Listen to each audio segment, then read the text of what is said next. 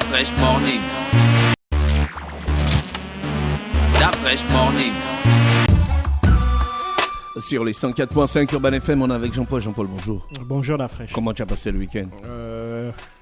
Je n'ai pas vraiment bougé. Hein. Tu n'as pas bougé? Ah non. Tu as fait quoi? Tu as regardé la télé? Ben oui, dès qu'on a dit vendredi que le confinement était à 18h, donc c'était plus intéressant de sortir. Hein. On reste chez soi, on regarde la télé. Le confinement est à 17h, qu'intéressant ou pas, on sort pas. Non, le problème c'est que moi je ne voulais pas me retrouver coincé dans les embouteillages de Libreville. Moi j'ai même eu quelque chose au courant de ce week-end. Samedi, j'ai eu mon épouse qui est allée assister à une petite cérémonie et puis sortant de la base à l'entour de 16h30, 17h, il y avait tellement d'embouteillages du côté d'Ovendo que le taxi qu'elles avaient emprunté a refusé d'aller au-delà de là à droite. Il était déjà 17h50 à peu près. Donc elle était avec certaines de ses sœurs qui habitent du côté du Charbonnage. Donc elles ont dû partir de là à droite jusqu'à mon domicile à Toulon à pied. Et donc il était déjà 18h passé. Et donc il n'y avait plus de moyen pour elles de pouvoir rallier le Charbonnage. Donc elles ont dormi à la maison. Je les ai gardées jusqu'au lendemain dimanche. Elles sont parties aux alentours de 8h. Donc moi je ne voulais pas me retrouver Donc tu as passé le week-end bien chargé avec des invités. Oui, avec des invités, oui. Bon, c'est plus on est de fou, plus on rigole. Donc ça a mis une certaine ambiance dans la maison. Mais c'est pour dire que moi, quand j'ai vu ça, j'ai dit, bon, barrez.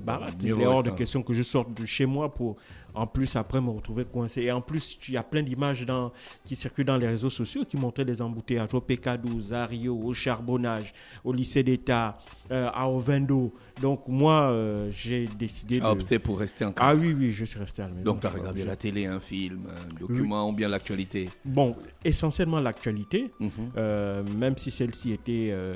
c'est vrai qu'elle n'était pas très intéressante jusqu'à hier soir.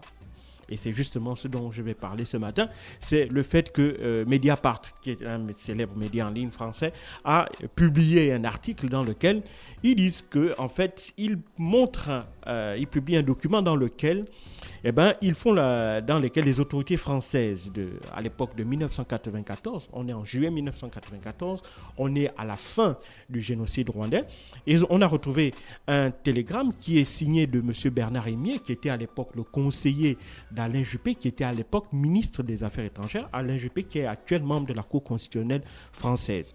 Alors, ce document-là, qu'est-ce qu'il montre? Il donne l'ordre à l'ambassadeur de France à l'époque au Rwanda, qui, il ne faut pas l'oublier, en juillet 1994, il y a des soupçons de génocide qui commencent un peu à sortir du Rwanda.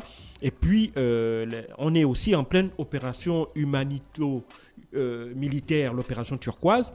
Et donc, on a des soldats français qui sont au Rwanda et qui contrôlent totalement une zone qui est non loin de la frontière avec le Zaïre à l'époque, qui est la République démocratique du Congo. Et donc, en juillet 1994, on a les forces patriotiques rwandaises qui contrôlent déjà plus des 2/3 du pays, ces forces qui sont emmenées par Paul Kagame. Et donc, les génocidaires, ou bien si tu veux, les responsables du gouvernement intérimaire qui avait été mis en place au lendemain de la mort de Juvenal Habyarimana, ce gouvernement-là s'est replié justement dans une ville qui est située à la frontière avec le Zaïre, et cette ville est sous contrôle des militaires français. Et donc l'ambassadeur de France à l'époque adresse un télégramme notamment au ministère français des Affaires étrangères pour prendre des instructions et surtout, comme l'ambassadeur de l'époque le dit, pour avoir des instructions claires sur la conduite à tenir concernant notamment la présence dans la zone qu'il contrôle d'un certain nombre de dignitaires rwandais qui sont à ses yeux une part des responsabilités lourdes dans les événements qui viennent de se produire. Et donc pour lui, il souhaite que ces personnalités-là, dont le président intérimaire soit arrêté et éventuellement par la suite qu'il puisse être transféré vers des autorités compétentes, soit les nouvelles autorités rwandaises, soit une justice internationale.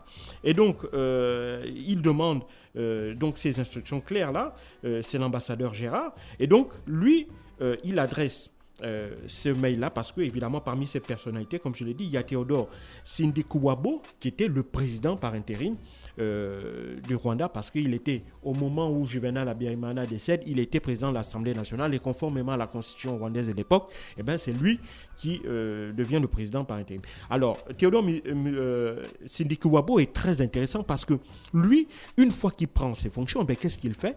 Il planifie avec les plus hautes autorités militaires le génocide, ça on le sait aujourd'hui, et il impose même des quotas en termes de massacres quotidiens à certains préfets. Et il y a même des notes qui disent qu'il aurait même limogé des préfets de zones dans lesquelles il estimait que des Tutsis n'avaient pas été suffisamment massacrés.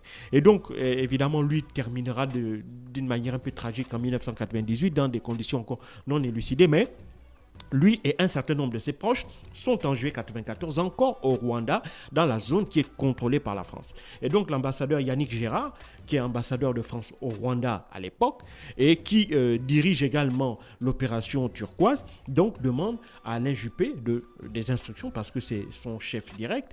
Lui, Alain Juppé, est à l'époque dans le gouvernement d'Édouard Balladur, ministre des Affaires étrangères, et donc c'est François Mitterrand qui est président, et donc il demande à Édouard Balladur des instructions claires.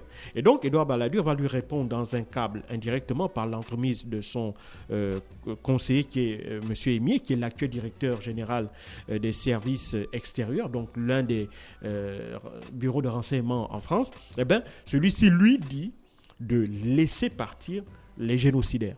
Et il lui demande même d'user de ses relations personnelles pour permettre à ce que ceux-ci puissent traverser la frontière, mais sans que lui-même ne soit directement en relation avec ces personnalités-là. Parce que, et cela c'est ce qui est rajouté toujours dans le même câble, le gouvernement français dit qu'il est clair qu'en attendant la position ou ce que les autorités, enfin ce que la justice internationale va décider, si tu veux, du sort de ces personnalités-là, il n'est pas donc de l'intérêt de la France que ces personnalités-là soient en contact direct ou indirect avec ces personnalités-là. Et donc, ils vont lui demander de aider en quelque sorte, mais de manière voilée, de manière insidieuse, de manière indirecte, ces personnalités-là à quitter le Rwanda et évidemment à fuir les autorités qui étaient le gouvernement qui était en train de se mettre en place là, qui était dirigé évidemment par le Front patriotique rwandais.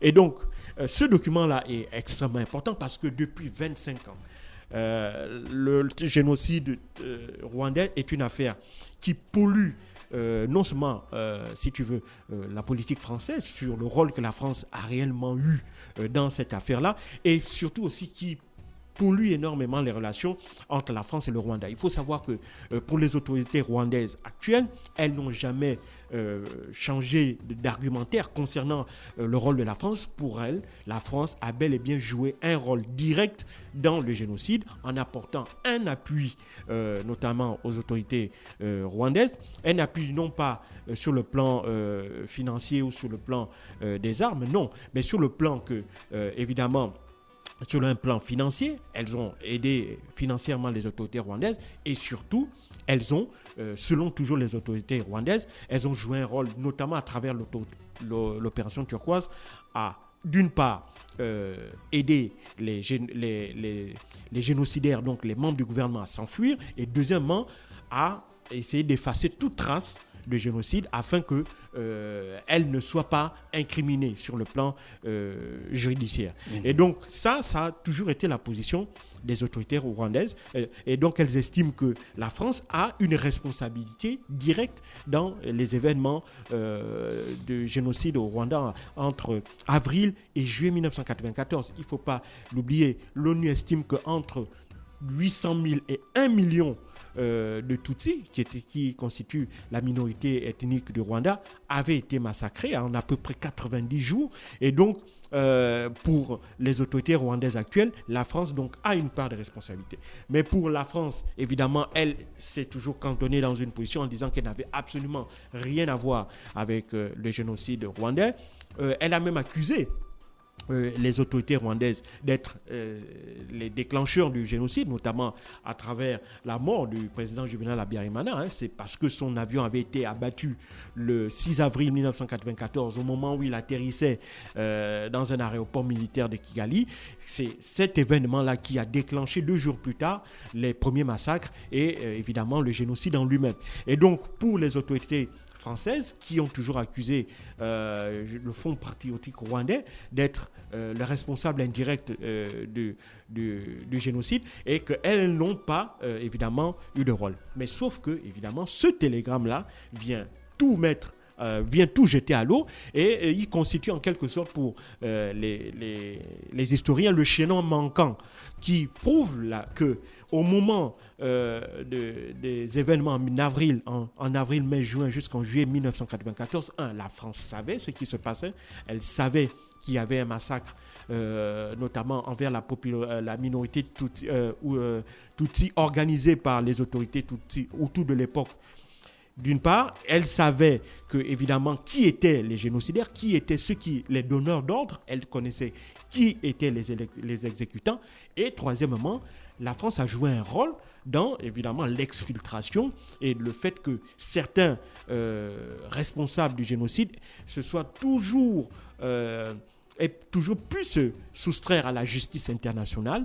Et ça, évidemment, c'est malheureusement la preuve que nous avons là. Et puis, il y a aussi le fait que des personnalités politiques qui jusque-là n'étaient soupçonnées, qui jusque-là, je dirais, bénéficiaient d'une espèce d'aura ou d'une espèce de bienveillance de la part des observateurs politiques tels que moi. Moi, je ne cache pas, notamment Hubert Védrine, qui était le secrétaire général de l'Élysée au moment des faits.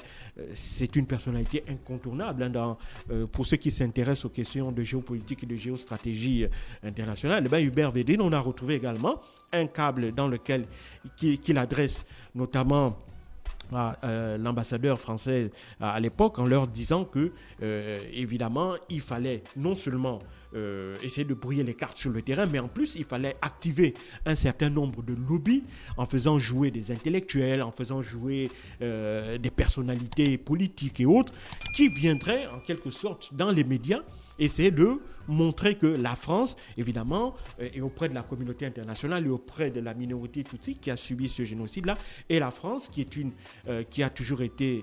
s'est toujours positionnée comme étant un pays particulièrement sensible aux questions des droits de l'homme et aux questions de la protection de la vie des individus. Donc, il fallait donc toujours mettre en place un système des lobbies qui devraient évidemment défendre auprès des médias, que ce soit nationaux ou internationaux, cette image-là, cette position de la France. Sauf qu'évidemment, là, avec cette information qui a été publiée par le magazine Mediapart, tout ça tombe à l'eau. On se rend compte que, évidemment, mais ce n'est pas nouveau, parce qu'il faut savoir que depuis 25 ans, on n'avait pas eu de preuve directe du rôle de la France, mais au regard des circonstances, on avait un faisceau de présomption, comme on pourrait dire, qui prouvait que la France forcément savait.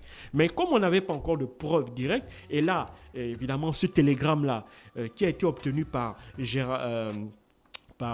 un chercheur français, je vais retrouver le nom, qui lui aura obtenu de la part du Conseil d'État l'autorisation de consulter les archives présidentielles à l'époque. Donc c'est comme ça qu'il va pouvoir obtenir cette autorisation-là et il va évidemment ressortir ce document-là. Et donc c'est grâce au fait que les historiens se battent depuis 25 ans pour avoir accès à un certain nombre de documents qui sont classés secret défense, et ces documents classés secret défense empêchaient jusqu'à présent un certain nombre d'intellectuels qui s'intéressent à la question du génocide rwandais et notamment du rôle que la France a joué dans ce triste événement-là. Grâce à la décision de la Cour du Conseil d'État, on a pu déclassifier notamment les documents de cette période-là, les documents qui étaient contenus dans les archives de l'Élysée. Et donc, grâce à cela, on commence à savoir un peu plus. Et hélas, malheureusement, les prédictions que l'on avait s'avèrent de plus en plus réelles. La France a bel et bien joué un rôle dans le génocide rwandais. Et il faut maintenant que les Français ou que la France d'Emmanuel Macron accepte qu'elle a évidemment joué elle a fait un sale job dans cette histoire et qu'elle accepte d'en tirer les conséquences. Mais ça, évidemment, ce sera une autre affaire. Jean-Paul, Donald Trump a été acquitté. Oui, ça n'a pas été une nouveauté. Néanmoins, Donald Trump a été acquitté. Il a eu, pour le moment, comme il n'a pas accès à son compte Twitter, il n'en a plus, il a néanmoins fait un communiqué pour dire qu'évidemment, son mouvement Make America Great Again allait un peu renaître de ses cendres. C'était une décision qu'il attendait véritablement, comme je l'ai dit ici, parce qu'il en avait besoin pour pouvoir se relancer en politique. Tant qu'il n'avait pas été jugé, il n'aurait pas eu l'autorisation de reprendre ses activités politiques. Maintenant, la difficulté pour lui est de savoir comment est-ce qu'il va pouvoir entamer sa reconquête du pouvoir en 2024, parce qu'évidemment les choses ne seront pas faciles pour lui. D'une part, on a déjà au sein du Parti républicain des gens comme Mitch McConnell qui ont voté en faveur, qui ont voté pour la recevabilité de l'accusation, mais qui ont voté contre la destitution de Donald Trump. Mais lui, aussitôt après le vote, il a d'ores et déjà fait savoir que, à ses yeux, Donald Trump avait une responsabilité politique et morale dans les événements du 6 janvier dernier, mais qu'il estimait que ce n'était pas au Sénat de le juger. Donc, je comprends un peu la nuance. Donc, pour lui, ce n'était pas au Sénat de le juger et c'était à d'autres institutions de le faire. Mais derrière lui, il y a aussi un certain nombre d'élus qui, évidemment, pour le moment, estiment que, comme Donald Trump est encore extrêmement influent au sein du Parti républicain, il ne fallait pas notamment voter pour l'impeachment, dans la mesure où il devrait, dans les 2 années qui viennent, certainement remettre en jeu leur mandat. Donc, en 2023. Et donc, pas en 2023, l'année prochaine, en 2022, il y aura les prochaines élections sénatoriales. On va renouveler encore un tiers du Sénat. Et donc, pour certains élus, étant donné que d'ici l'année prochaine, Donald Trump serait un personnage incontournable du Parti républicain, et donc son soutien pour certains d'entre eux pour être réélus serait indispensable. Et donc, il n'était pas dans leur intérêt personnel de voter contre Donald Trump, pour la destitution de Donald Trump. Mais ça ne veut pas dire que derrière, en coulisses, il n'y a pas des gens déjà qui pensent à la Trump. Vous vous souvenez de Nikki Haley? Nikki Haley, c'était l'ancienne porte-parole de la Maison-Blanche sous Donald Trump, qui est ensuite devenue ambassadrice des États-Unis auprès du Conseil de sécurité. C'est une américaine qui est issue du Tea Party, qui est la frange la plus dure du Parti républicain.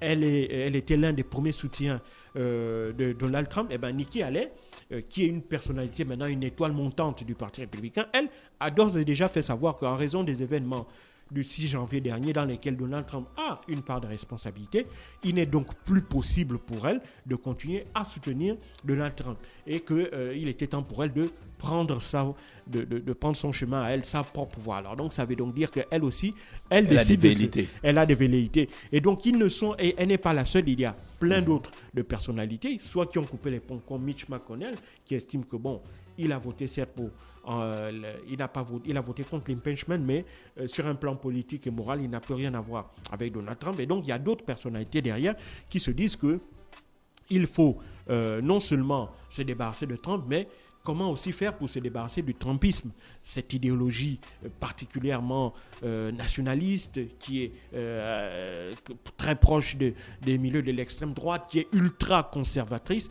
Donc comment faire pour se débarrasser de cette idéologie-là qui gangrène actuellement le Parti républicain. Et donc les dirigeants du Parti républicain sont conscients d'une chose, c'est qu'il va falloir faire une mue. Il va falloir se transformer, il va falloir revoir les fondamentaux.